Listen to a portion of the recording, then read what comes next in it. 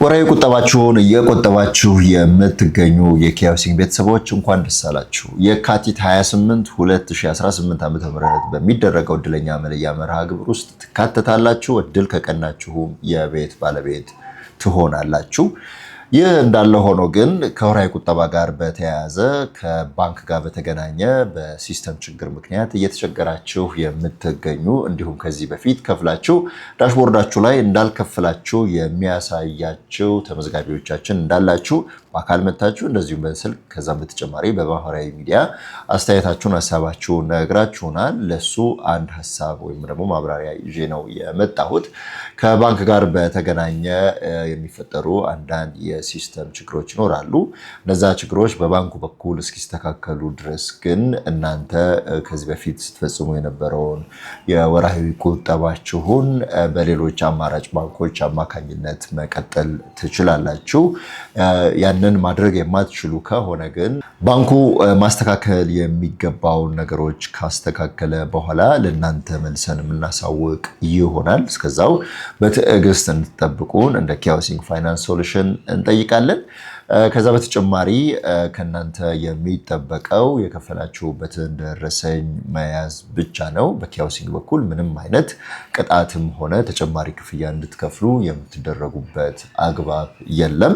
ስለዚህ ከሲስተም ጋር በተገናኘ ችግር የገጠማችሁ አንዳንድና በጣም ጥቂት ተመዝጋቢዎች እንዳላችሁ ስለደረስንበት ይህንን መረጃ አጋርተናችኋል። ከዚህ ጋር አያይዤ ደግሞ ጉዳዮች ሲኖሯችሁ 8217 በመደወል መረጃዎችን ማግኘት ትችላላችሁ። 8217 ላይ የተቀመጡት ኦፕሬተሮች ጉዳዩን ወደሚመለከተው ክፍል ይመራሉ። አስፈላጊም ከሆነ የዛን ክፍል ስልክ ቁጥር ለእናንተ ይሰጧችኋል ማለት ነው። በዚህ ሰዓት አብረውን እየሰሩ የሚገኙት ባንኮች 3 ናቸው። የመጀመሪያው የኢትዮጵያ ንግድ ባንክ ነው።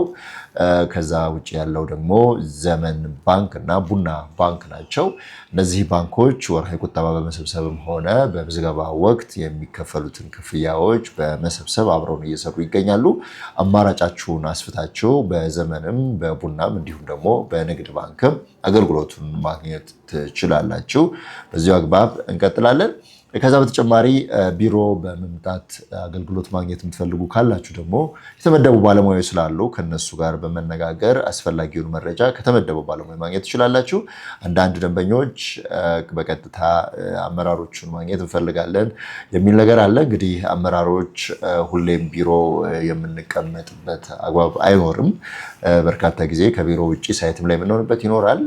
ተቀጣጥረን ካልተገናኘን በስተቀር አንዳንድ ደንበኞች ሲመቻቸው መጥተው እንግዲህ እነሱ በተመቻቸው ሰዓት እኛን ማግኘት ይፈልጉ ይሆናል። ይቅርታ ያንን ማድረግ አንችልም። በዚሁ አግባብ የምናስተናግር ነው የሚሆነው። አመራሮች ማግኘት የሚፈልግ ካለ ቀድሞ ቀጠሮ አስይዞ ምቹ የሆነ ሰዓት እኛም ሌላው ስራችንን በማይበድልበት፣ ምክንያቱም በዚህ ሰዓት ያለነው የቤት ልማት ስራው ላይ እንደመሆኑ መጠን ቤት ፈላጊዎችን የቤት ባለቤት ለማድረግ ከፍተኛ ጥረት ስለሚያስፈልግ ጊዜውም የሰው ኃይሉም እየተረባረበ ያለው እዛ ጉዳይ ላይ ስለሆነ ይህንን ትገነዘቡ እንፈልጋለን። ከኛ ውጭ ያሉ በዚህ ስራ ላይ ኤክስፐርት የሆኑ ረጅም ዓመታት ከምስረታው ወይም ደግሞ ከጥናቱ ጀምሮ አብረውን የነበሩ ባለሙያዎቻችን ብቁ ናቸው። እንደኛ ሆነው ለእናንተ መረጃ መስጠትና ጉዳያችሁን መፍታት ይችላሉ። ስለምንተማመንባቸው እዛ ቦታ ላይ ኃላፊነት ሰጥተን አስቀምጠናቸዋል። የእነሱን ዳይሬክሽን በመከተል አገልግሎትም ደግሞ እንድታገኙ ይህ እግረ መንገድ መልእክቴን የማስተላልፈው ነው። እንግዲህ በሌሎች ቪዲዮዎች ሌሎች ሀሳቦችን ይዘን እንገናኛለን። ቅዳሜ ደግሞ ሳምንቱን ሙሉ ያከናወናቸውን ዋና ዋና ጉዳዮች ይዘን በድጋሚ የምንገናኝ ይሆናል። መልካም ጊዜ ይሆንላችሁ።